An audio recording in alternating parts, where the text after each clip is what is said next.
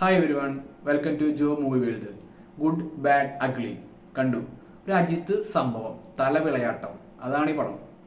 ആദിക് രവിചന്ദ്രൻ എന്ന അജിത്തിന്റെ കട്ട ആരാധകനായിട്ടുള്ള ഒരു ഡയറക്ടർ അജിത്തിനെ അതിന്റെ എല്ലാ കംപ്ലീറ്റ് ഇതിൽ പ്രസന്റ് ചെയ്ത് എങ്ങനെ ഇരിക്കും. ഒരു അടിപൊളി സെലിബ്രേഷൻ മൂവിയാണ് അതിന്റെ റിസൾട്ട്. ആ പടത്തിൽ അജിത്തിനെ എങ്ങനെയൊക്കെ നല്ല അടിപൊളിയായിട്ട് സ്റ്റൈലിഷ് ആയിട്ട് മാസായിട്ട് പ്രസന്റ് ചെയ്യാം, അങ്ങനെയൊക്കെ ഈ പടത്തിൽ നമുക്ക് കാണാൻ സാധിക്കും. അജിത്തിന്റെ കുറെ മുമ്പത്തെ പടങ്ങളുടെ റെഫറൻസും കാര്യങ്ങളൊക്കെ ആയിട്ട് ഓരോ നിമിഷവും നമ്മളങ്ങനെ രസിപ്പിച്ചു കൊണ്ടുപോകാന്ന് പറയില്ലേ, അതാണ് ഈ പടം. വളരെ കുറച്ച് ഡള്ളായിട്ടുള്ള മൊമെന്റ്സ് മാറ്റി നിർത്തി കഴിഞ്ഞാൽ പടം ത്രൂ ഔട്ട് എൻജോയബിൾ ആണ്. പിന്നെ ഒരു കാര്യം, ഈ പടം നിങ്ങൾ കാണാൻ പോകുമ്പോൾ ഇതിൽ logic, realistic, typical mass action പടം പ്രതീക്ഷിച്ച് പോകണ്ട. അപ്പൊ നിങ്ങൾക്ക് നിരാശ വരും. ഈ പടം കാണാൻ പോകുമ്പോൾ നിങ്ങൾ ഒരു ക്രേസി വൈൽഡ് റൈഡ് ആയിരിക്കണം നിങ്ങൾ മനസ്സിൽ. അത് അങ്ങനെ നിങ്ങൾ പോയി കഴിഞ്ഞാൽ അജിത്തിന്റെ ഒരു വിളയാട്ടം നിങ്ങൾക്ക് കിട്ടും, നിങ്ങൾക്ക് പരിപൂർണ സംതൃപ്തി കിട്ടും. അല്ലെങ്കിൽ നിങ്ങൾക്ക് നിരാശ വരും. ഒരു ക്രേസി എന്റർടൈൻമെന്റിന്റെ പീക്ക്, അതാണ് ഈ പടം. ഇതില് പിന്നെ എടുത്തു പറയുന്ന ഒരു ക്യാരക്ടർ എന്ന് പറയുന്നത് അർജുൻ ദാസ് അവതരിപ്പിച്ച വില്ലൻ റോളാണ്.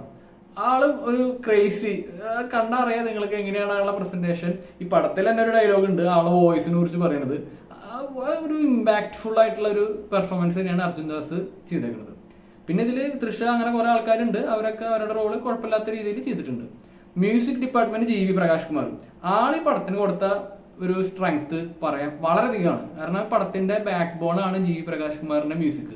ആ മ്യൂസിക്കും പെർഫോമൻസും അജിത്തിന്റെ പെർഫോമൻസും ഡയറക്ഷനും എല്ലാം കൂടി ഒത്തു വന്നപ്പോഴാണ് ഈ പടം അടിപൊളിയായത്. അജിത്തിന് ഇഷ്ടപ്പെടുന്ന ആർക്കും ഈ പടം വളരെയധികം സാറ്റിസ്ഫൈ ചെയ്യുന്ന ഒരു സംഭവമായിരിക്കും. അല്ലാത്തവർക്കും ഈ പടം എൻജോയബിൾ ആവാനുള്ള എല്ലാ ഘടകങ്ങളും ഈ പടത്തിലുണ്ട്. ഈ പടത്തിൽ ചെറിയ ചെറിയ കുറച്ച് ഫൺ ആയിട്ടുള്ള സ്പോയിലേഴ്സ് ഉണ്ട്.